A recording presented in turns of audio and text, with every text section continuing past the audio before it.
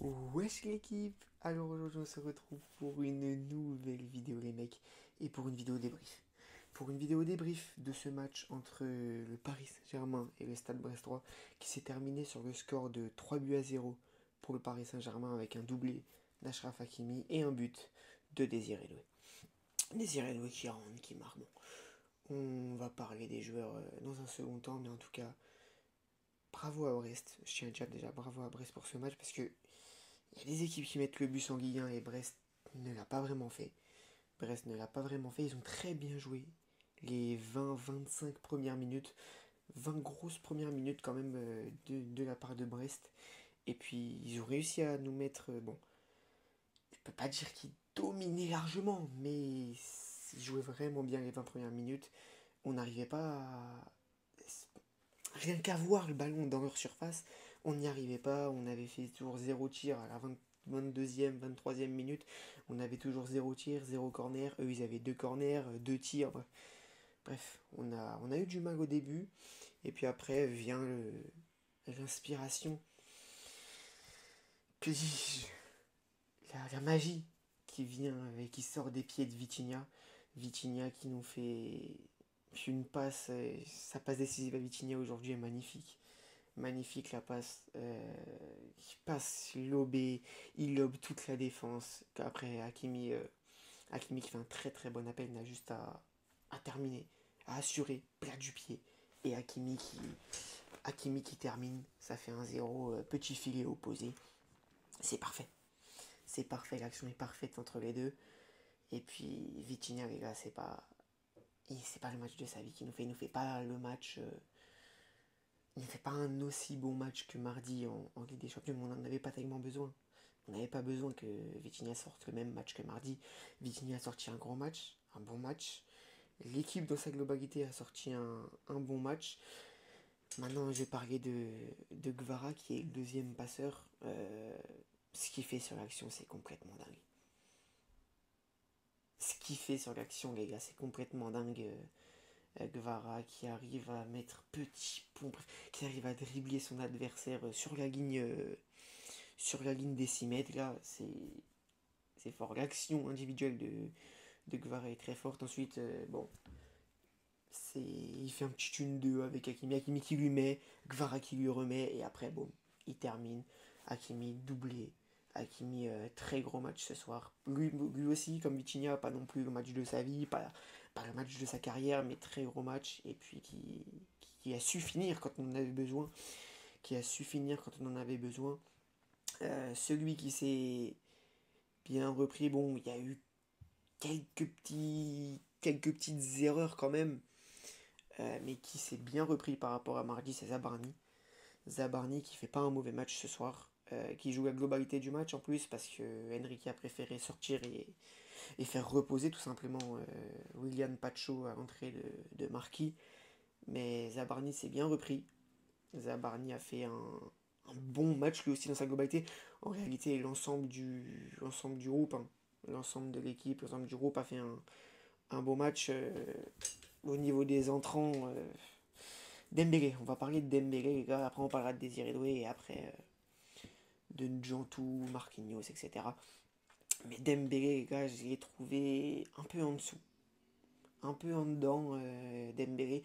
Il fait pas une mauvaise entrée non plus. Il a su se montrer, il a su se proposer. On peut dire se proposer vis-à-vis de ses adversaires pour proposer quelque chose dans son jeu, quoi. Et ça, c'est. Ah, les gars, les cheveux, c'est chaud, hein. Les cheveux, c'est chaud, les gars.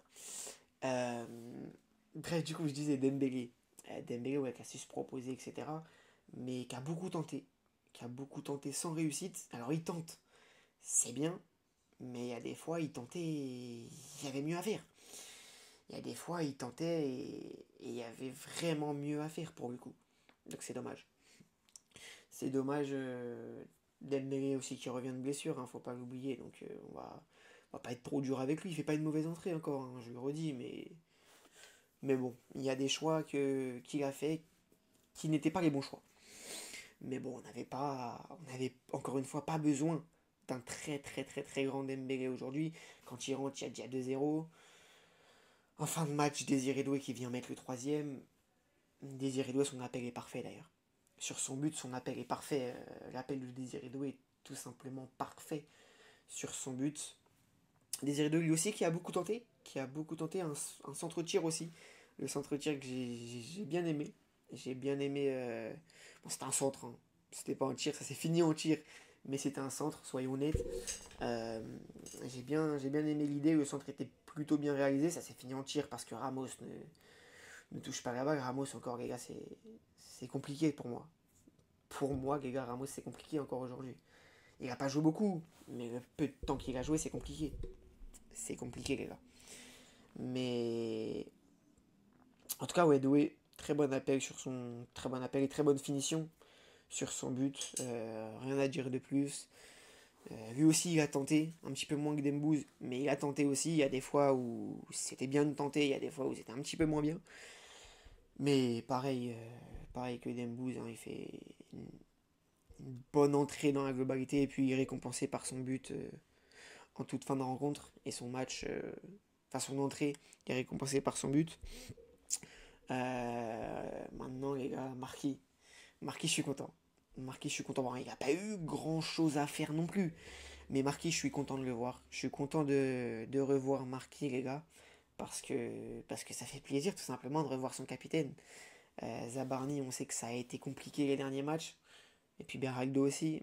Zabarni, ça a été compliqué contre Strasbourg quand il y avait Beraldo. Ça a été mieux quand Pacho est rentré contre Strasbourg, mais ça a été compliqué contre les Leverkusen. Donc je suis content. Je suis content de revoir Captain Marquis. Ça fait du bien. Ça fait du bien de le revoir.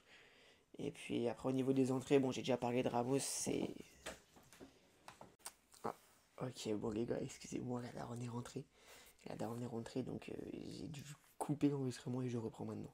Donc, je parlais de Gonzalo. Gonzalo, c'est compliqué. C'est compliqué encore pour moi sur son entrée aujourd'hui. C'est dommage parce que c'est un bon joueur, mais pour moi, je me répète encore une fois, mais qui ne convient pas. Qui ne convient pas à Luis Enrique. Et puis il s'est fait sauter encore par. On aurait pu se dire que l'absence de Dembélé aurait pu être un très bon point pour lui, mais Mayolo est passé devant.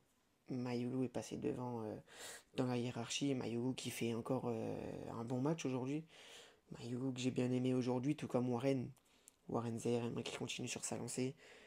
Comme Enrique l'a dit hier en conférence de presse, les deux derniers matchs, donc Strasbourg et Leverkusen, ont été sensationnels de Warren Zaïre-Emery. Il continue sur sa lancée contre Brest aujourd'hui. Et puis voilà, Warren est là depuis qu'il est célibataire, depuis qu'il est plus avec Océane, c'est mieux. C'est mieux les gars. La théorie se vérifie. C'est mieux les gars.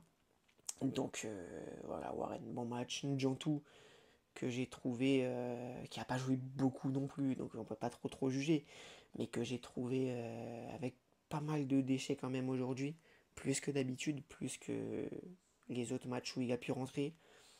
Mais bon, il a pas joué beaucoup, et puis quand il rentre, le match est déjà plié, il y a déjà 2-0, on en met un troisième après, bref. C'était pas. Son entrée n'allait pas être décisive dans tous les cas, quoi. Et puis maintenant, le joueur que j'ai pas fait, il en reste deux. Il en reste deux, les gars, Hernandez et Lucas Chevalier. Et Bradley aussi. Bon, Bradley, les gars. Bradley, les gars, il n'y a pas grand chose à dire. Il n'y a pas grand chose à dire. Un bon match dans l'ensemble de Bradley. Mais y a pas grand chose à dire. Il s'est pas non plus énormément montré. Et puis Hernandez, les gars, j'aimerais bien parler d'Hernandez. Hernandez, je trouve que la saison dernière, c'était compliqué. Hernandez, mais je trouve que cette saison, ça fait maintenant peut-être 2-3 semaines que les entrées qu'il fait, les matchs où il joue, où il est titulaire, par exemple comme aujourd'hui, il joue bien. Il revient bien, ZRM, j'allais dire. Il revient bien, Lucas Hernandez, pardon, excusez-moi les gars. Lucas Hernandez revient bien. Je suis content. Je suis content parce que on est obligé, on le sait. On est obligé de faire souffler Nuno Mendes. Et puis c'est mieux quand tu sais que Nuno Mendes ne joue pas d'avoir un Lucas Hernandez en forme plutôt que d'avoir un Lucas Hernandez un petit peu en dedans comme c'était le cas la saison dernière. ou carrément la saison dernière, des fois c'était Beraldo qui était mis à gauche, des fois c'était Joao Neves qui jouait à gauche, parce que Hernandez n'était pas bon, tout simplement. Les Hernandez revient bien. Et puis Lucas Chevalier, les gars, qui fait un bon match aujourd'hui ensemble.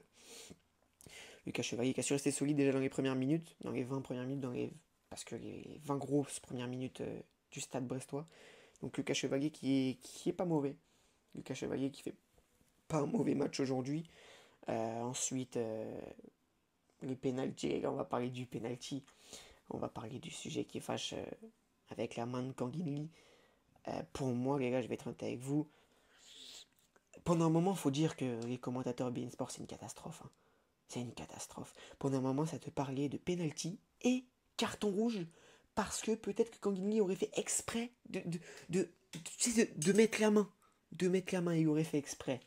Il aurait fait exprès, mais les commentaires, c'est une catastrophe. C'est une catastrophe, ces commentaires. À chaque fois, tous les matchs sur BeIN Sport en Ligue 1, c'est une catastrophe. Daniel Bravo et je sais pas qui, l'autre, je sais plus comment il s'appelle, c'est une catastrophe. Pour moi, à mon humble avis, tu peux mettre penalty, mais moi j'aurais pas mis penalty. Mais tu peux mettre penalty, mais jamais tu parles d'un avertissement après. C'est ce qu'il a fait, il a mis penalty, même si pour moi il n'y a pas penalty, on voit bien, on voit très bien, même à vitesse réelle, que ça touche la tête de Kanginli, et après, ça va sur la main de Kanginli. Sauf que, pour pas toucher la main, pour pas toucher le ballon de la main, c'est comme Zabarni face à Leverkusen. Ok, l'arbitre respecte le règlement, sauf que c'est des mains débiles. C'est des mains débiles. Ça me fait penser aussi à celle de Presco. Celle de Presco contre Manchester United en 2019. Oui, je reviens très très loin. Mais il doit la mettre où sa main? Il doit couper sa main pour ne pas toucher le ballon avec la main et pour éviter le penalty. Ah non, faut arrêter les gars. Ils respectent le règlement, mais c'est des mains débiles. C'est des mains débiles ça. Bref, pour moi, il devait même pas y avoir penalty. Il y a eu penalty. Ça a été très long. Ça a été très long. L'arbitre Jérôme Pignard, Jérémy, Jérôme, je sais plus. Bref, Monsieur Pignard avait d'abord indiqué le poteau de corner. Donc corner pour moi c'est ce que j'aurais donné, c'est ce que j'aurais sifflé si j'avais été à sa place. Ensuite Eric Roy a commencé à gueuler. Il a commencé à gueuler l'entraîneur du stade brestois et puis il demandait que l'arbitre aille voir les images. L'arbitre a été voir les images et a bien vu que ça touchait la tête et après la main, mais il a quand même sifflé penalty là-dessus. Bon, après Del Castillo qui glisse, Del Castillo qui glisse complètement, qui se foire.